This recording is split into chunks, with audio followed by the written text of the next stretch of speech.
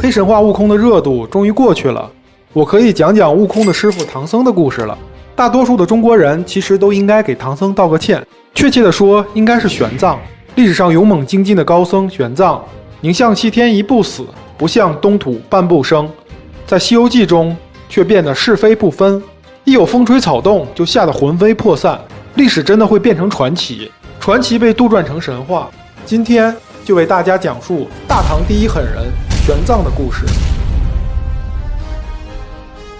玄奘取经回国后，撰写了一部《大唐西域记》，仅记载了西域国家地理环境、文化政治、交通道路等内容，并没有记录本人西行的艰难历程，这为后来人留下了想象的空间。玄奘去世后，他的弟子慧立、彦从将玄奘的生平编纂成《大慈恩寺三藏法师传》，书中有一些神话玄奘的描写，算是《西游记》故事的开端。唐朝末年和五代时期，位于敦煌莫高窟东部100多公里的榆林窟壁画就已经出现了猴行者的形象。南宋的《大唐三藏取经诗话》是最早成册的取经故事，作者不详，内容与《西游记》出入很大，有猴行者、吴八戒，有沙僧的原型申沙神。元代杨景贤的《西游记杂剧》是一部完整的取经作品。元末明初杂剧《二郎神锁齐天大圣》描写了孙悟空的来历。明初朝鲜的汉语教材《朴通释燕解》提到了《西游记》平话。直到明万历年间，我们今天看到的《西游记》才问世，但最早的版本只署名华阳洞天主人教。鲁迅根据史料推断，《西游记》出于明代文人吴承恩之手，胡适也赞同这一说法，后来就署上了吴承恩的大名，这就是其书《西游记》的由来。玄奘出生在隋朝，原名陈一，生于名门望族，父母早逝，家道中落，随兄长来到洛阳净土寺剃度出家。13岁的玄奘便有了远绍如来净光仪法的志向。玄奘天生聪慧，悟性极高，才学传遍洛阳。成年后游历全国各地，访遍高僧大德，之后来到长安，被称为佛门的千里驹。玄奘在长安发展的挺好的，为啥要去西天取经呢？其实这就是一场名不正言不顺的偷渡。当时大唐立国不久，边关战事不断，禁止所有人出境。那为什么玄奘要冒着生命危险偷渡出关呢？就是因为他读遍了佛学经典，内心充满疑惑，甚至觉得有些经典翻译的都有问题。在受到来自印度僧人波颇点拨后，决定去天竺那兰陀寺求取真经，那里是佛学最高学府，可以解开心中的迷惑。玄奘上书朝廷被拒绝，在公元627年，跟随逃荒的难民走出长安城，踏上了西行的路。虽无妖魔作怪，但也危机四伏。玄奘离开长安时，偶遇秦州籍僧人孝达，他们结伴沿着渭河河谷，翻越陇山，抵达秦州。告别孝达后，玄奘独自来到兰州，遇到了一批送官马的。玄奘跟随他们来到河西走廊的门户凉州，在这里，玄奘开坛讲经，期间流露出了西行的意图，被人告发。当时战乱频繁，大唐禁边，凉州都督李大亮令玄奘返回长安，但在当地佛教领袖的帮助下，玄奘逃出了凉州城，昼伏夜出来到了瓜州，这里是大唐的门户。再往北便是玉门关，关外有5座烽火台，都有驻军，他们之间相距100里。5峰之外是流沙河，寸草不生的死亡绝境。过了流沙河，便是西域第一国伊吾。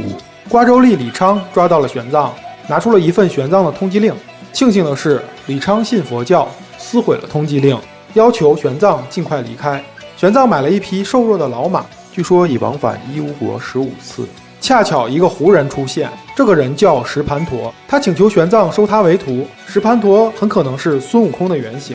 面对恶劣的自然环境，石盘陀开始动摇，也害怕偷渡的玄奘被抓住后供出自己，计划杀掉玄奘。玄奘觉察后，发誓绝不会出卖他，石盘陀才离开。玄奘孤身一人再次上路，他走过80多里，抵达第一峰，被一个叫做王祥的军官抓获。幸好他也是一位信佛之人，劝其去往敦煌。玄奘一意西行，王祥告知玄奘直接前往第4座烽火台，那里是他的本家。第4峰的守将芒伯龙告诉玄奘，离此地西去100里有一野马泉，并劝他不要前往第5峰，那里的人不靠谱。玄奘在流沙河走出100里后，不出意料的还是迷路了。雪上加霜的是，玄奘起水喝时，水囊失手掉在了地上，没有了饮水，就没有了生的希望。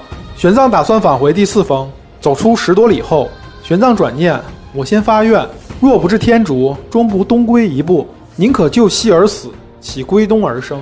转头继续西行，4天5夜，滴水未进的玄奘晕倒在沙漠中，直到夜晚被凉风吹醒。玄奘睁开眼睛，牵马继续前行。那匹瘦弱的10头老马带玄奘来到一处绿洲，才得以补充饮水。走了2天之后，来到伊吾的一座寺庙的时候，寺里一位汉人老僧衣服还没穿好就跑出来了，抱着玄奘痛哭。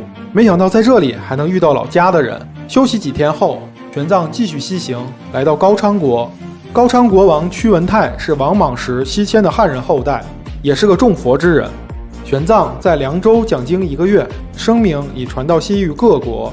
屈文泰以恭候多时，厚礼相待，劝玄奘不要西行，留在高昌传法，必将荣华富贵。玄奘说，他非为荣华而来，高昌王甚至以遣返大唐相威胁。玄奘无奈，绝食以明志。在此期间，高昌王室相继探往，玄奘闭目不语。3天来，玄奘滴水未进。第4天，玄奘的气息渐绝，高昌王深感惭愧，2人在佛祖前结拜为兄弟。真正的玉帝哥哥其实是屈文泰，而不是李世民。屈文泰尽最大的努力支持玄奘西行。玄奘答应从印度求法归来，在高昌讲经3年。他为玄奘剃度了4个可靠的徒弟，制作了30套衣服，特制了手套和面罩，黄金100两，银钱3万枚，以及灵绢500匹，多马30匹，利益25名，写了24封国书。在高昌王的帮助下，接下来的旅程顺利得多。经过盗贼出没的燕齐国、龟兹国和拔陆加国后，再往西北行进300里，穿过一片沙碛，抵达灵山。灵山海拔5、6千米，险峻陡峭，冰雪覆盖，狂风凛冽，雪崩是家常便饭。30多人的队伍，将近一半葬身于灵山。玄奘翻过雪山，来到热海，沿热海西北行500余里，来到了西突厥的都城碎叶城。西突厥与大唐交好，玄奘拜访了统叶护可汗。可汗劝玄奘不要去印度，那里热得很，人们赤身裸体，皮肤黝黑，是化外之地，不值得前往。玄奘婉言拒绝，但可汗还是专门派了一位通晓各国语言的特使护送玄奘。玄奘一行从碎叶城往西，经过一座小孤城，这里300多户人家本是汉人，被突厥人劫掠致死。他们一直生活在这里，虽着胡服，却依然保留着汉族的生活习惯。穿过白水城和奴赤建国，来到赭石国，又向西走了1000多里，来到萨莫建国。这里的人不信佛法，崇信拜火教。玄奘在这里遭遇冷遇。《西游记》中唐僧师徒拯救被迫害僧人的故事，大概就发生在这里。玄奘在王宫里给国王讲解佛法，仅仅1个夜晚，就说服了国王改回了佛陀的信仰。佛寺重新燃起了香火，僧侣们入住宫廷和寺院，萨摩建国成了中亚的佛教中心。玄奘周游中亚诸国，向南穿过铁门关、吐火罗，来到一个叫活国的小国。国王是西突厥可汗的长子达度，他的妻子是高昌王的妹妹。玄奘来到这里时，高昌公主死了，国王被儿子暗杀。《西游记》中唐僧师徒营救国王的故事大概就改编于此。玄奘穿过吐火罗盆地，翻越雪山，路过范衍那国，看到了著名的巴米扬大佛。遗憾的是，这座大佛在2001年被塔利班炸毁。2015年，旅行团队利用3维投影技术再现了巴米扬大佛。穿过大雪山，也就出了西突厥的边境，就进入印度次大陆。当时的印度被分成了70多个国家。玄奘追随着东晋时期高僧法显的脚步，抵达迦毗士国，东行600里，来到犍陀罗故地，瞻仰佛顶骨舍利，去了贾拉拉巴德附近佛留影处。佛寺早已废弃成为一片废墟。离开犍陀罗后，玄奘向东南而行，来到迦湿弥国。玄奘在此停留了2年，沿途参拜寺庙，学习了各种经书。面对高僧的诘问，玄奘一一作答，无人不服。公元631年的春天，离开长安4年的玄奘终于来到了恒河边。那时的恒河水色清苍，清澈甘美。在莫迪卜罗国、婆罗西摩卜罗国、杰比他国又上了几个月的补习班，之后来到阿瑜陀国朝拜了圣迹，遭遇了最大的劫难。一伙强盗不仅劫财还劫色，原来是他们信奉的一个叫秃家女神，每年秋天都要找一个俊美的男子祭拜。浓眉大眼的玄奘一眼就被选中了。玄奘别无他法，在祭坛上念经。不久，天象大变，黑风四起，波涛翻滚，船只飘散沉没。这吓坏了强盗，以为得罪了天神，就放了玄奘。这段描写肯定是夸大的，我想玄奘一定是讲道理讲赢了。就像这样，人和妖精都是妈生的，不同的人是人他妈，妖是妖他妈。我受不了了！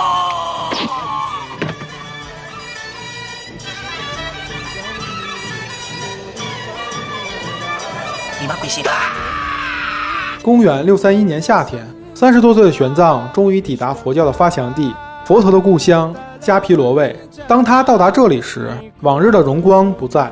看到此情此景，玄奘泪流满面，感叹为何等到佛法凋零时，我才赶到这里。玄奘追随前辈法显和尚的脚步，沿着佛祖的足迹，来到了佛祖顿悟之地菩提伽耶，初次传法的灵鹫峰，初转法轮的鹿野苑，佛祖涅槃之地居士那杰罗国，和法显曾经学法的孔雀王朝和吉多王朝国都华氏城。大家出去旅游一定都听说过阿育王塔，比如杭州雷峰塔、南京大报恩寺出土的鎏金阿育王塔，保存着佛祖真身舍利。国内还有山西代县、陕西扶风县法门寺阿育王塔等19座。阿育王是公元前303到232年印度孔雀王朝的皇帝，那时华夏文明正处于战国时期，他是印度最伟大的皇帝之一。他皈依了佛门，广修寺庙，据说修建了84000座佛塔。阿育王石柱是孔雀王朝时代最具代表性的建筑雕刻。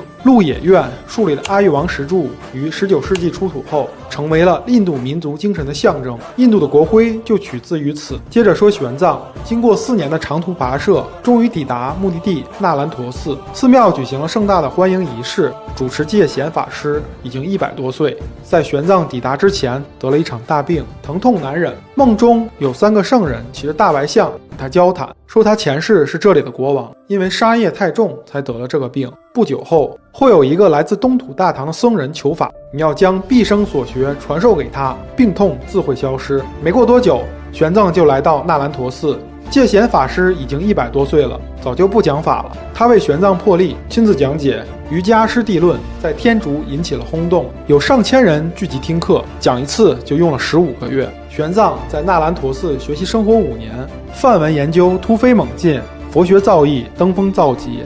在那兰陀寺，能够解读20部经论者有1000多人，30部者500多人，50部者包括玄奘在内只有10人。一位外道婆罗门来那兰陀寺挑战，写了40条大义悬在寺门，并夸口说，如果有人能驳倒其中1条，我就斩首相谢。数日无人来应战，玄奘命弟子私下论议，请提款的婆罗门进来，请戒贤法师和几位大德见证2人的辩论。玄奘辩的婆罗门几乎词穷，但求一死。玄奘并没有要他的命，他将这位婆罗门收为仆人。据说玄奘出入寺庙可以骑大象，1万多人只有10人拥有骑白象的资格，可见玄奘的地位。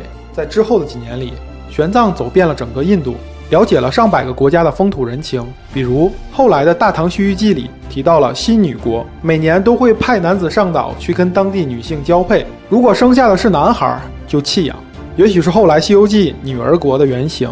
印度的2大帝国鸠摩罗王和戒日王险些爆发战争，玄奘先见鸠摩罗王，然后去见戒日王去劝和解。为了弘扬佛法，驱灭外道，戒日王邀请玄奘在屈女城举行一场全印度的经文辩论大赛。古印度的辩经可不像现在的学术讨论，如果失败的话，不是改换门派，就是退出江湖，甚至会赌上生命，像是一场决战。公元641年的春天，可能是印度历史上最大规模的一次辩经会拉开帷幕。大国国王戒日王和鸠摩罗王还有18位国王到场，僧人3000多，印度教以及其他教派大德2000人。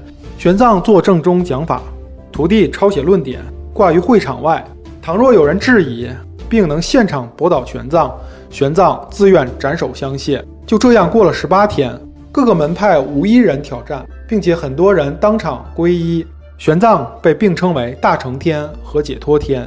一个异国僧人在佛教的发祥地被尊为佛学大师，此等成就空前绝后。当年戒日王和大唐李世民互派使节，尚属历史上首次。公元643年，玄奘终于带上657部佛经、150颗舍利、7尊佛像启程回国。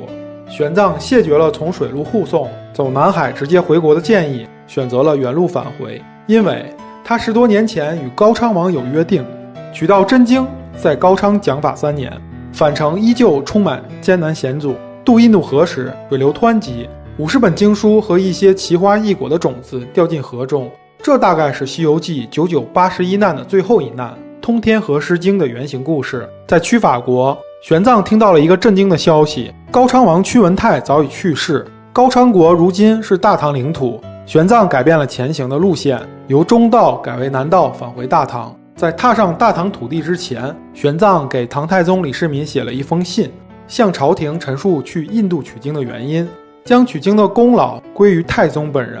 玄奘得到谅解。公元645年，玄奘到达长安，西行19年，归来已中年。玄奘拒绝了李世民还俗、辅佐朝政的要求，在长安弘福寺设立译经院，开始了庞大的译经工作。玄奘不仅主持译经，还口述编纂了《大唐西域记》，记录了抵达的110个国家，28个没有到达但有传闻的国家。这本书是大唐了解西域的重要指南，也是印度等国家的重要史料。1987年，印度历史学家阿里在写给北大季羡林的信中说，如果没有法显和玄奘的著作，重建印度史是不可能的。公元648年，玄奘完成《瑜伽师地论》的翻译，请太宗作序。同年，太子李治建大慈恩寺，玄奘为住持。公元652年，建成大雁塔，保存从西域带回的佛经佛像。在玄奘最后4年的时光里，翻译了规模最大的一部佛经《大般若经》，一生共翻译了经书75部，1335卷，1300万字之多。公元664年，玄奘圆寂，举国哀悼，唐高宗罢朝数日，一连感叹：“朕失国宝矣。”这是玄奘的一生，是不是挺传奇的？最后给大家放首歌，是许巍写给玄奘法师的。